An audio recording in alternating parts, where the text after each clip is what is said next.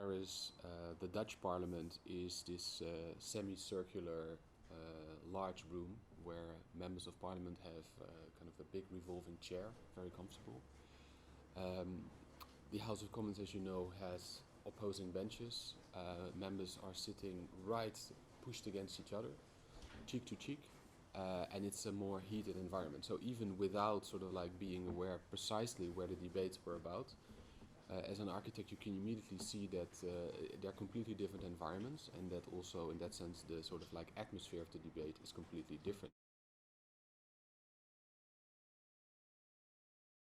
There are, in fact, only 5, let's say, typologies, we call them in architecture. So, let's say, basic shapes in which parliaments convene. The first one is the opposing benches, like the Palace of Westminster in the UK, which is the archetype of that.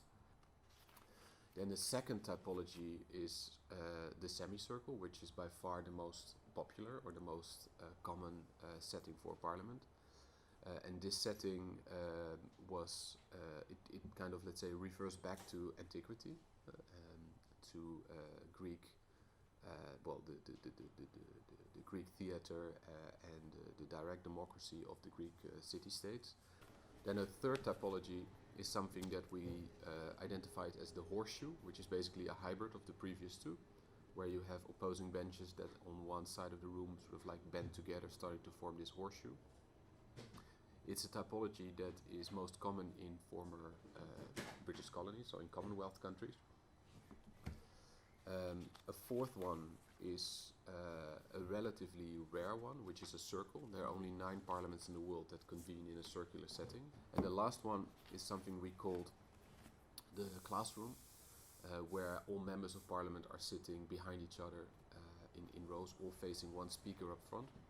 And this is a setting that is particularly popular in non-democratic regimes. If we start to compare it to the democracy index, so it's like China, North Korea, Cuba, they all convene, Russia, the Russian Duma, they all convene in a classroom setting. Parliaments sort of, let's say, respond to that challenges from a 19th century setting. Yeah? So the world has changed tremendously. All kind of, also, I would say, society, political changes. Women are allowed to vote. We have all seen all kind of technological transformations, but still this parliament kind of convenes in a very old setting.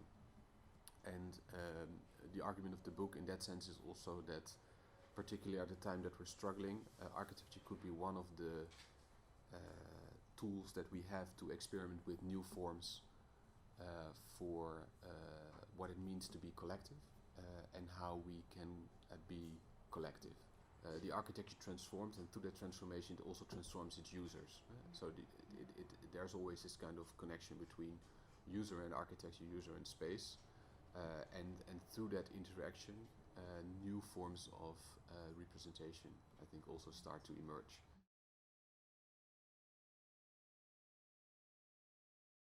Through this research we've been invited in different kind of contexts to think about, let's say, to think about meeting rooms. So the European Council project is one example that also tries to destabilize the setting and create a space that can be used in very different ways, and that in that sense is able to not literally transform, but at least that allows different kind of uses within the same space and without a very fixed script.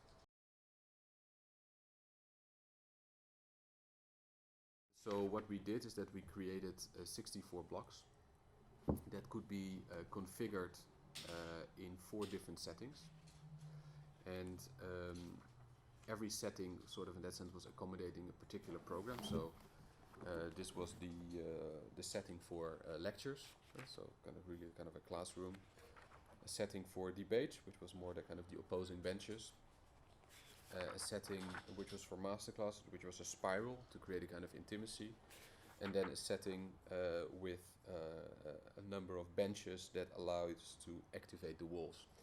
And all the settings were then marked with different colors on the floor, like a sports court. And in that sense, it was very unstable architecture that allows the users to basically choose what kind of setting was appropriate for the kind of exchange of ideas that they were intent to have.